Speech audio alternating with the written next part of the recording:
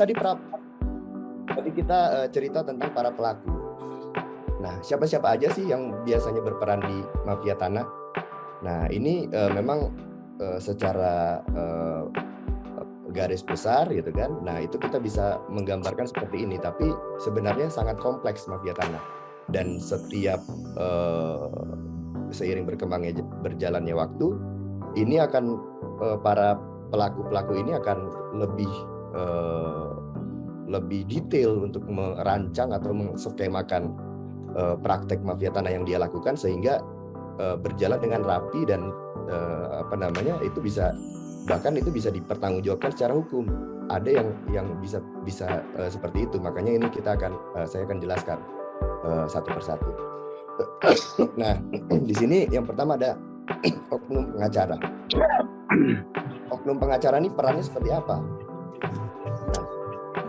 Nah, orang mengetahui bahwa pengacara ini adalah orang yang tahu hukum, ya kan? Dimana pengacara adalah orang yang bisa berpihak kepada kliennya, ya kan? Nah, ada dosen saya yang mengatakan bahwa pengacara itu membela maju tak gentar, membela yang bayar, gitu kan? Nah, ini yang sering disalahgunakan sama orang. Nah, ketika dia menggunakan ilmu si pengacara itu dan merancang skema yang bagaimana dia bisa menguasai sebidang tanah, gitu kan? Dan itu diakui secara hukum, ya kan? Nah, itu yang dikatakan oknum pengacara.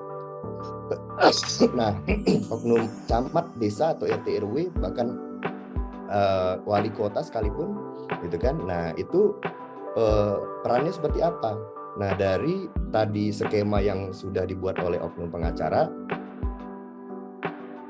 dikerjasamakan oleh oknum camat, kepala desa atau RT RW, atau bahkan oknum dari wali kota untuk apa? Untuk menerbitkan surat-surat yang dibutuhkan, ya kan? Dibutuhkan sehingga surat itu memang diterbitkan oleh pihak yang berwenang. Padahal secara administrasi surat itu tidak diterbitkan dengan cara yang melanggar administrasi.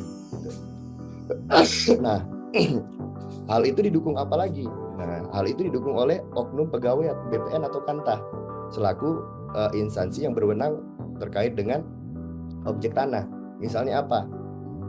Tanah itu tidak lepas dari warkah atau asal usul dari tanah itu sendiri, ya kan? Nah, jadi terkadang ada warkah yang sudah tertulis jelas dari mana asal usul tanah tersebut. Nah, oleh oknum pegawai atau BPN atau Kantah ini, nah biasanya mereka mempunyai kewenangan untuk menghapus dari warkah itu, sehingga surat yang dibuat oleh oknum camat, kepala desa, dan RT RW tadi, nah itu dapat dibenarkan karena tidak bertentangan dengan warkah atau asal usul tanah yang telah dicek di BPN atau Kantah tersebut, gitu kan? Nah, di sini juga ada peran investor, ya kan? Nah, investor ini perannya apa? Nah, terkadang kita juga khawatir, ya kan? Nah, ini ada orang yang mau beli tanah kita, terus dia kelihatan tidak meyakinkan, ya kan? Nah, kita tidak akan menyerahkan data-data yang memang kita punya. Misalnya apa? Dari sertifikat tanah, dari KTP, NPWP, pembayaran PBB, ya kan? Sama dengan adanya peran investor ini, nah biasanya dia bisa memberikan dana atau mendahulukan dananya untuk meyakinkan si pemilik tanah bahwa ini memang penjual yang sebenarnya, memang penjual yang memang ingin membeli tanah dari tanah yang dia milikinya itu, ya kan? Nah, dengan apa? Dengan pembayaran di depan atau tanda jadi. Tanda jadi misalnya kalau tanah di Pondok Indah mungkin hitungannya udah ratusan miliar, ya kan? Nah, tapi terkadang tanah yang di Pondok Indah yang nilainya 150 miliar, kebanyakan orang yang punya itu udah dalam keadaan ekonomi yang tidak seperti dahulu lagi, gitu kan. Nah, dalam arti dia dengan uang 500 juta atau 1 miliar itu sangat berarti buat dia, ya kan. Nah, jadi ada beberapa pemilik tanah yang seperti itu, sehingga dengan adanya peran investor yang tadi memberikan dana yang didahulukan, ya kan. Nah, itu akan membuat kepercayaan bagi pemilik tanah untuk memberikan data-data yang dia butuhkan gitu. Nah, itu akan dimainkan lagi nanti dari oknum pegawai BPN atau Kanta, dan di situ akan berhadapan dengan notaris. Notaris ini apa? Untuk membuat akta otentik terkait dengan peralihan tanah, ya kan. Nah, loh kok bisa ada hubungannya dengan itu? Toh si pemilik tanah nggak hadir di dalam proses jual beli tersebut, kok bisa dilakukan peralihan? Nah, ini ada beberapa yang bisa dilakukan nih, ya kan. Nah, dalam prakteknya itu biasanya bisa dilakukan dengan surat kuasa menjual yang dimana tanda tangan dipalsukan. Nah, yang kedua bisa juga terjadi menggunakan peran orang lain yang seolah-olah bertindak selaku pemilik tanah, karena notaris atau PPAT hanya mempunyai kewajiban untuk melakukan pengecekan sebatas dokumen yang dia terima. Nah, jadi seperti itu berbagai peran-peran atau pihak-pihak yang berperan sebagai mafia tanah ini. Nah, tidak menutup kemungkinan akan ada peran-peran lain seiring berjalannya waktu yang tadi sempat saya sebutkan, bahwa praktik mafia tanah ini semakin lama semakin rapi dan terkadang tidak terdeteksi permainannya. Oleh karena yang terkadang berperan itu adalah oknum pengacara sendiri. Jadi seperti itu.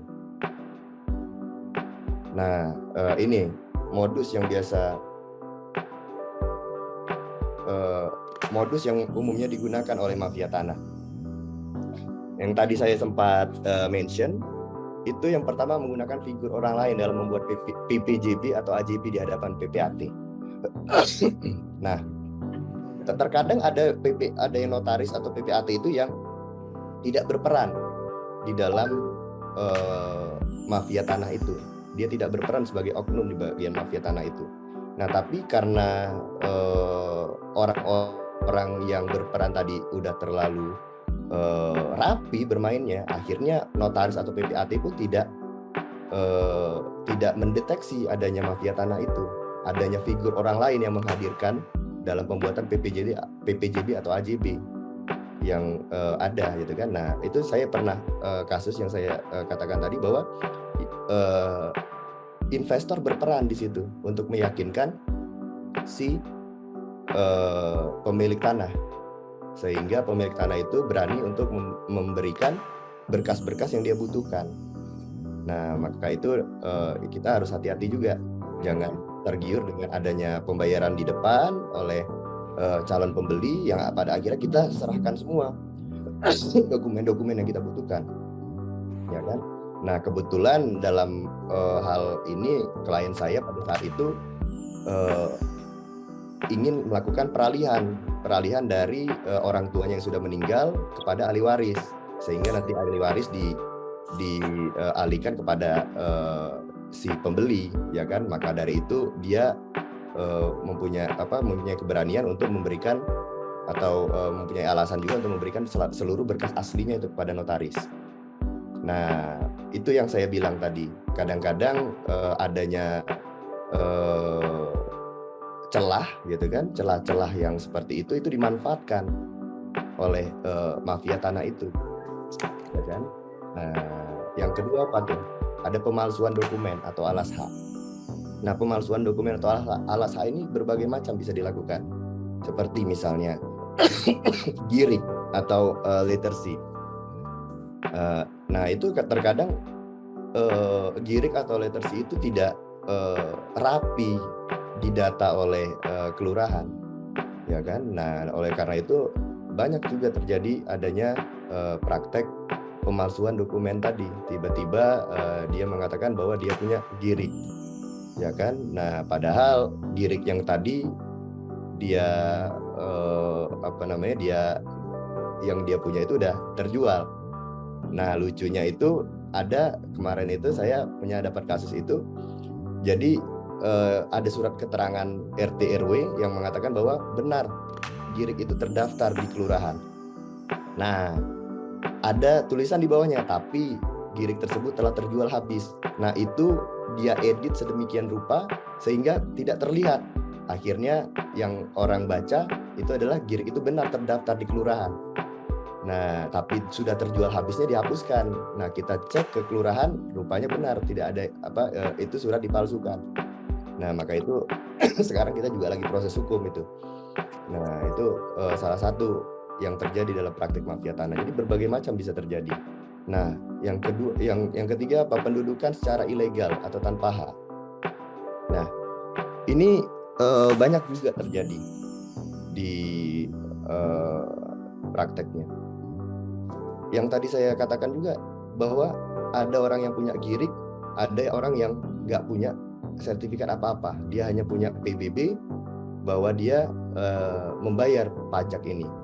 Nah, ada orang punya girig, dia dia dengan segala power yang dia punya, dia ingin mengusir orang yang sudah punya etikat baik untuk membayar PBB. Nah, ini hati-hati, ya kan? Nah, ketika dia berani mengusir orang itu, nah dia sama dengan melakukan pengancaman, dia melakukan memasuki pekarangan orang secara tanpa hak. Nah itu hati-hati kita. Nah tapi nggak menutup kemungkinan, misalnya sedikit saya singgung di kasus Wanda Hamidah, ya kan? Nah kenapa di situ ada dari pemerintah kota gitu kan, itu berani masuk untuk melakukan pengosongan secara paksa pada saat itu.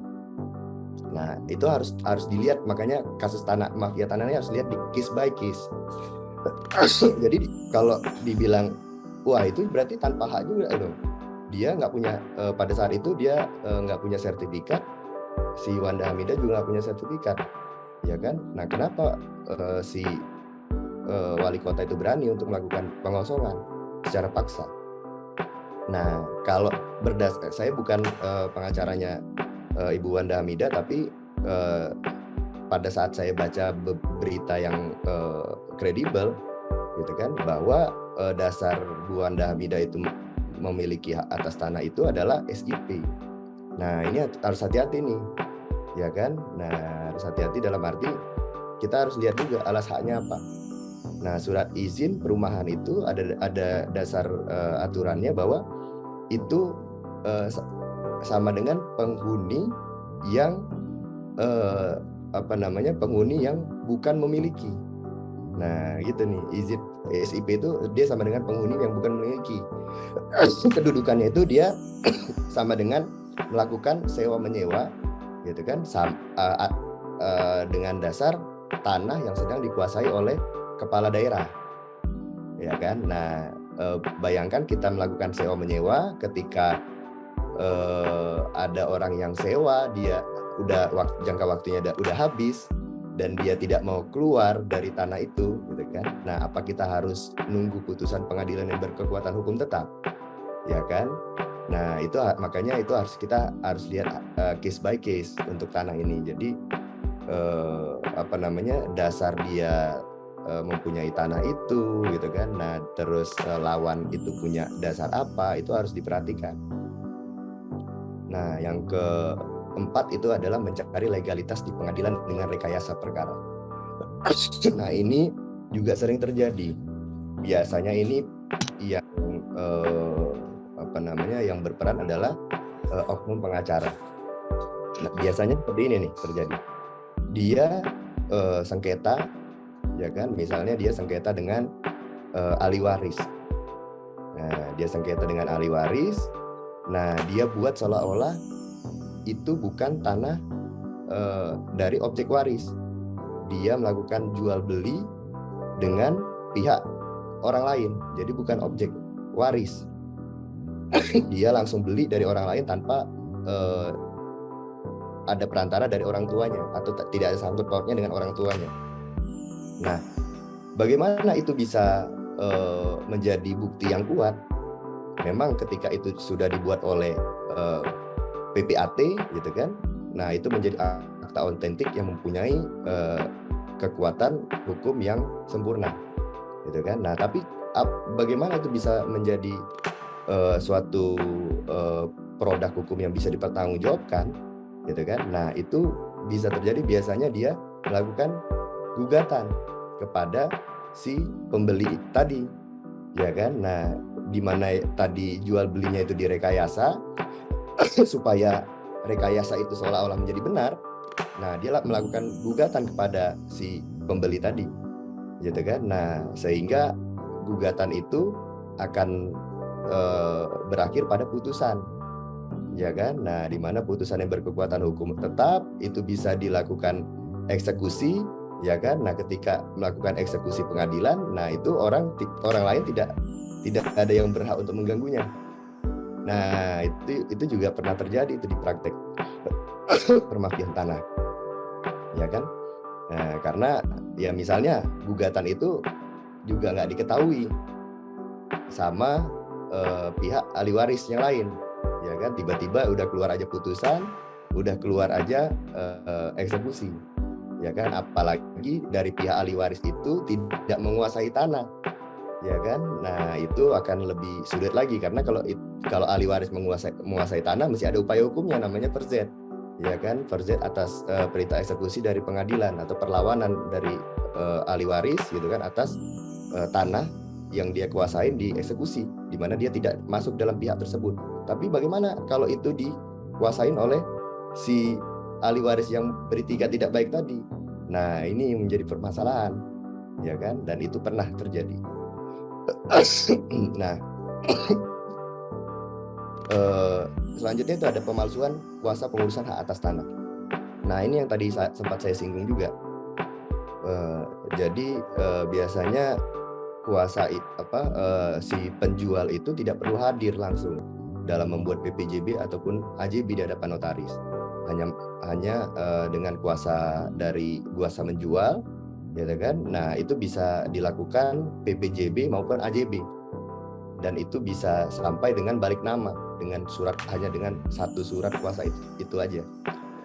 Nah, ini dalam prakteknya sering disalahgunakan dengan pemalsuan, gitu kan? Nah, pemalsuan ini memang kuasa yang menjual harus dilakukan di hadapan PPAT. Tapi bagaimana apabila yang menghadap itu bukan orang dari pemberi kuasa sebenarnya? Bagaimana kalau itu difigurkan oleh orang lain, ya kan? Nah, itu akan menjadi permasalahan juga di kemudian hari. Nah, tapi itu sebenarnya khusus untuk di DKI Jakarta, maka dengan itu surat kuasa menjual itu hanya berlaku 6 bulan. Nah, sekarang jadi surat kuasa yang sudah lebih dari 6 bulan, nah itu harus diperbarui lagi. Jadi memang dari BPN atau Kantas yang sekarang ini udah melakukan prinsip kehati-hatian dalam menggunakan surat kuasa itu, dalam arti itu 6 bulan surat kuasa menjual itu walaupun itu berlaku dikatakan itu berlaku selamanya. Nah, tapi biasanya BPN harus melihat biasa BPN untuk di DKI Jakarta hanya melihat waktu 6 bulan. Jadi ketika lebih dari 6 bulan itu harus dibuat ulang, gitu kan. Nah, itu bagi broker-broker yang mungkin di sini mayoritas dari broker juga hati-hati tuh ketika sudah dilakukan PPJB lunas tapi proses roya atau ada hal-hal yang perlu dilakukan sebagai kembali, gitu kan. Nah, itu jangan lebih daripada 6 bulan, karena ketika 6 bulan dia harus buat surat kuasa menjual kembali. Untuk di DKI Jakarta kemarin saya di Bojonegoro juga seperti itu, jadi 6 bulan juga. Jadi hampir di seluruh BPN, tapi ada beberapa yang masih ada diskresi untuk peraturan itu. Nah, ini yang terakhir tadi tuh menghilangkan warkah tanah. Nah, kenapa menghilangkan warkah tanah? Jadi seperti ini prinsipnya di Indonesia ini. Ketika kita sudah punya sertifikat, terus ada orang yang punya girik atau fair founding atau letter C. Nah, punya nggak hak si punya Girik itu untuk membatalkan si sertifikat itu? Gitu kan? Ada nggak peluang dia untuk membatalkan sertifikat itu sehingga sertifikat itu menjadi atas nama dia? Ya kan? Nah, saya bilang ada. Dan itu udah pernah juga saya lakukan. Ya kan? Nah, jangan sementang-mentang sudah ada sertifikat, nah itu tidak itu menjadi kekuatan kuat, tidak juga. Gitu kan? Karena ada pernah terjadi ketika ada orang yang mengklaim dia punya Girik dan di atas objek tanah itu sudah ada sertifikatnya, nah itu bisa dibatalkan gitu kan, dan pada dibatalkan berdasarkan putusan pengadilan, dan pada akhirnya itu menjadi sertifikat. Nanti ada slide-nya sendiri yang akan saya jelaskan secara detail. Nah, dari semua yang saya jelaskan tadi gitu kan, bagaimana kita untuk menghindari mafia tanah itu? Nah, yang pertama itu menjaga data pribadi, KTP, KK, buku nikah, NPWP, sertifikat tanah, PBB, dan lain-lain. Nah, pertanyaannya bagaimana kalau misalnya terjadi seperti kasus yang dialami oleh klien saya yang saya katakan sebelumnya, ketika dia sudah menerima down payment, gitu kan? Nah, terus dilakukan mau dilakukan PPJB, ya kan? Nah, mau nggak mau kan dia harus kasih sertifikat asli. Nah, ini yang harus diperhatikan. Yang pertama, nanti ketika menyerahkan seluruh dokumen, jangan menyerahkan dokumen itu kepada broker, atau jangan menyerahkan itu ke pihak lain, jangan menyerahkan itu ke pembeli apalagi, gitu kan? Nah, langsung serahkan dokumen itu kepada PPAT-nya. Nah, di sini nih ada juga di sini sudah saya sampaikan juga. PPAT itu juga nggak sembarangan, gitu kan? Nah, kita semua bisa mengecek ini PPAT benar-benar terdaftar di Kemenkumham atau tidak, gitu kan? Nah, di sini ada saya websitenya, nanti akan saya bagikan atau bisa di foto, di capture. Nah, kita bisa sama-sama ngecek ini PPAT benar atau enggak, gitu kan? Nah, jadi ketika kita sudah memberikan data asli atau data pribadi asli, KTP, sertifikat, dan lain kepada PPAT, nah kita cek PPAT-nya itu memang benar-benar PPAT terdaftar di Kemenkumham atau tidak, kan? Nah, itu bisa dicek di website ini. Nah, yang ketiga apa? Nah, kalau misalnya dia sudah PPAT terdaftar tapi dia memang etikat tidak baik, bagaimana terjadinya? Nah, ketika kita melakukan penyerahan sertifikat atau data pribadi tadi, gitu kan? Nah, itu jangan lupa diminta tanda terimanya. Kapan diserahkan, jam berapa, di mana, itu diminta tanda terimanya, dan kalau perlu pada saat penyerahan juga difoto, gitu kan? Nah, karena awal terjadinya praktek mafia tanah itu adalah menggunakan data pribadi yang kita punya, gitu kan?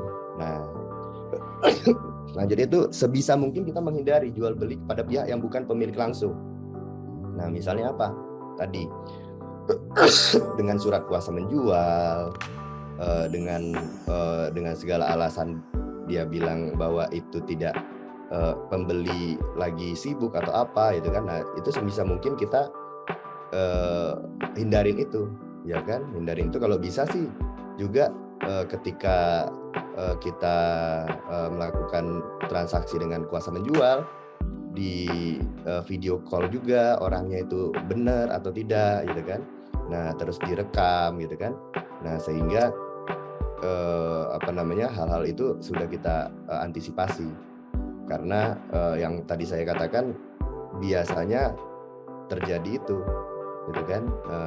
Potensi terjadi mafia tanah itu ketika kita beli bukan kepada pihaknya langsung. Nah, ketiga apa? Melakukan pengecekan riwayat tanah. Nah, pengecekan riwayat tanah ini bisa dilakukan di BPN. Biasanya kita minta SKPT, surat keterangan pendaftaran tanah, gitu kan? Nah, atau pengecekan di notaris bisa juga biasanya. Nah, kita melakukan pengecekan riwayatnya itu seperti apa, gitu kan? Nah, cocok nggak ini tanah ini, gitu kan? Karena asal usul tanah itu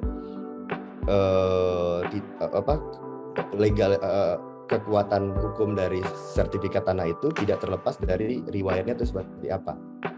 Misalnya gini, sertifikat itu ada, ya kan? Nah, itu apakah dasarnya itu pendaftaran pertama kali, apakah dasarnya itu jual beli daripada pihak lain, apakah dasarnya itu hibah, ya kan? Nah, itu harus dicek. Kejadiannya saya pernah. Jadi ini kebetulan ada klien saya melakukan gugatan kepada untuk membatalkan proses jual beli tanah, ya kan? Nah, jual beli tanah itu dibatalkan kenapa? Gitu kan? Nah, jual beli tanah itu dibatalkan karena hal sepele, gitu kan? Jadi pada saat itu jual beli itu dilakukan, gitu kan? Jual beli pendaftaran sebelumnya itu dilakukan. Nah, itu tidak mendapatkan izin dari si istrinya, ya kan? Nah, itu tidak mendapatkan izin dari istrinya, kok bisa itu dilakukan? Nah, jadi dia pakai KTP lama, gitu kan, di mana dia masih di situ tertulis lajang, tidak menikah. Akhirnya notaris proses, gitu kan? Dianggap dia itu belum belum berkeluarga atau belum beristri. Nah, tidak perlulah izin istrinya. Padahal ketika dicek buku nikah, gitu kan, ketika buku nikahnya itu dia lihat buku nikahnya itu tanggal berapa, tahun berapa, dan proses jual beli tanah itu tahun berapa, tanggal berapa, rupanya pada saat proses jual beli tanah pernikahannya itu sudah dilangsungkan. Nah, itu harus hati-hati. Makanya itu kan proses pernikahan itu sudah dilangsungkan. Nah, akhirnya tidak mendapatkan izin dari si istrinya. Akhirnya istrinya keberatan, dibatalkanlah proses jual beli itu. Akhirnya batal. Nah, bagaimana nasib si pembeli, gitu kan? Mau nggak mau dia harus gugat si suaminya untuk membalikkan uang dia atau menggantikan kerugian dia. Wah, ini akan ribet lagi, gitu kan? Nah, makanya itu supaya itu nggak terjadi, pengecekan riwayat tanah itu penting. Jangan semata-mata kita dapat nih, kita beli tanah nih, sertifikat nih, gitu. Nah, rupanya dia bilang itu dia masih lajang, KTP-nya belum dilakukan update, dia jual beli tanah, rupanya dia udah nikah, istrinya nggak setuju, itu bisa dibatalkan. Nah, itu hati-hati. Makanya harus dilihat juga dasar sertifikat itu diterbitkan, apakah itu pendaftaran pertama kali ataukah itu jual beli, ya kan? Nah, terus selanjutnya itu adalah melakukan pengecekan background penjual atau broker. Nah, ini penting juga, ya kan? Nah, misalnya kita beli tanah di Pondok Indah, harganya 150 miliar, ya kan? Nah, ketika kita beli tanah 150 miliar, orang yang pemiliknya itu pasti bukan macam-macam, gitu kan? Nah, dia bisa punya aset 150 miliar, kok mohon maaf, kok mukanya tuh kayak supir, ya kan? Nah, itu harus hati-hati. Memang biasanya itu dimanfaatkan mafia tanah juga, karena di era-era sebelumnya itu banyak pemilik tanah itu yang tidak mau aset itu atas nama dia untuk menghindari pajak dan lain-lain, ya kan? Nah, akhirnya tanah itu dibuat atas nama-nya, atas nama OB-nya, ya kan? Nah, itu sering terjadi, ya kan? Nah, dan akhirnya dia lupa bahwa ada asetnya yang masih atas nama OB-nya atau satpamnya atau ART-nya, ya kan? Nah, pada akhirnya dia meninggal. Nah, ahli waris nggak sadar juga bahwa itu belum dibalik namakan, ya kan? Nah, akhirnya itu dijual ke orang lain dengan itikat tidak baik. Si OB-nya itu mencoba mencari keuntungan untuk diri dia pribadi, gitu kan? Nah, pada akhirnya ahli warisnya marah-marah nih, ya kan? Akhirnya dia gugat nih si OB-nya ini, dan akhirnya kita juga ikut turut serta nih akan menjadi pihak di dalam perkara itu, ya kan? Nah, ini yang harus dicek juga, ya kan? Ketika aset yang kita beli itu semakin mahal gitu kan, nah pasti pemiliknya itu bukan macam-macam gitu kan. Nah, paling gampang kita melakukan pengecekan apa? Biasanya tuh orang yang atau gini, biasanya kan 150 miliar misalnya kayak klien saya kemarin, dia pada saat itu memang lagi di puncaknya nih.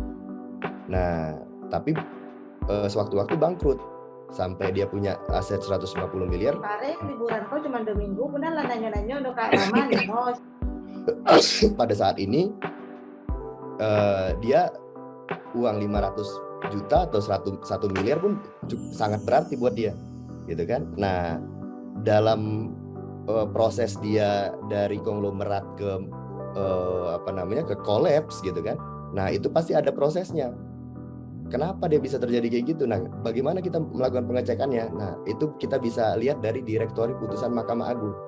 Gitu kan, apakah dia pernah dinyatakan pilot, apakah dia pernah dinyatakan penipuan atau apa gitu kan, atau punya hutang yang terlalu banyak gitu kan. Nah, itu bisa kita cek dari direktori putusan Mahkamah Agung gitu kan. Nah, ketika memang dia pernah bermasalah hukum gitu kan, nah akhirnya dia menjadi sekarang seperti itu, ya wajar-wajar aja gitu kan. Nah, selanjutnya itu memastikan harga transaksi dalam batas yang wajar. Nah, ini kadang-kadang pengusaha ini suka cari yang cuan, ya kan, makin cari jual tanah di bawah NJUP, ya kan. Nah, ketika dia mau jual harga di NJUP, pertanyaannya kenapa, ya kan. Nah, itu yang harus dilihat, gitu kan. Tapi nggak menutup kemungkinan gitu kan, ini bisa menjadi cuan. Iya, benar, bisa jadi cuan, tapi kita harus deteksi resikonya itu sebesar apa. Ketika kita membeli dengan harga murah, permasalahannya itu di dalam apa? Kira-kira diselesaikannya berapa lama? Untuk menyelesaikan itu perlu uang berapa? Nah, itu harus dipertimbangkan, gitu kan. Nah, karena memang nggak menutup kemungkinan memang beberapa klien saya juga banyak memanfaatkan hal-hal seperti itu, gitu kan. Tapi ketika kita lakukan legal due diligence, gitu kan, dan kita melakukan rekomendasi, kemungkinan seperti ini dia memutuskan beli, gitu kan. Nah, memang akhirnya memang untung, gitu kan. Jadi harus dilihat kira-kira resikonya sebesar apa. Ini untuk pengecekan PPAT tadi sudah saya sampaikan. Nah, langkah hukum yang ditempuh ketika berhadapan dengan mafia tanah. Yang pertama, kita sudah jelas ada Satgas Kejaksaan, ada Satgas ATR dan BPN. Ini sudah saya cantumkan nomor.